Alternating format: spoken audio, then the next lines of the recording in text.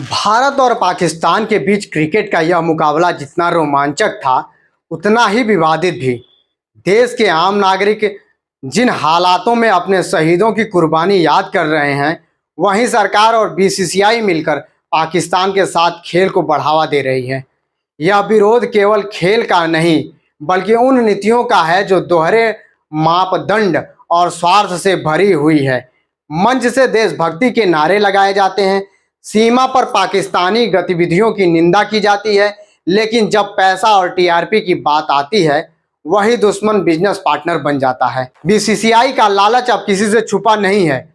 यह मैच उनके लिए टिकट बिक्री, विज्ञापनों और प्रचार का साधन है और सरकार भी इस व्यापार का हिस्सा बनकर वही संदेश देती है कि राष्ट्रीय स्वाभिमान और सैनिकों की कुर्बानी केवल भाषणों तक सीमित है।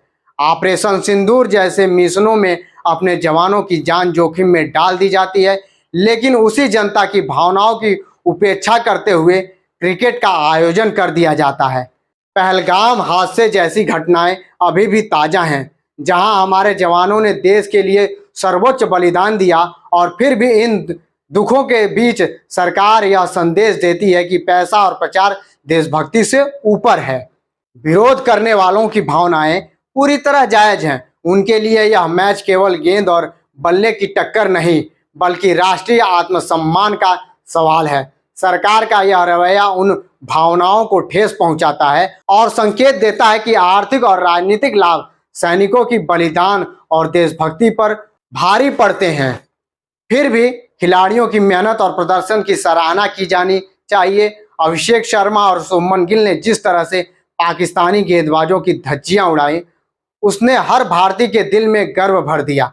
यह जीत खिलाड़ियों की लगन और जज्बे की जीत है, लेकिन इस गर्व के साथ कटाक्ष भी उठता है कि अगर मुकाबला नहीं होता तो शायद यह खुशी बिना किसी द्वैत नीति और व्यावसायिक स्वार्थ के मनाई जा सकती थी। भारत की जीत बधाई की हकदार है, लेकिन सरकार और बीसीसीआई की नीतियां आलोचना की।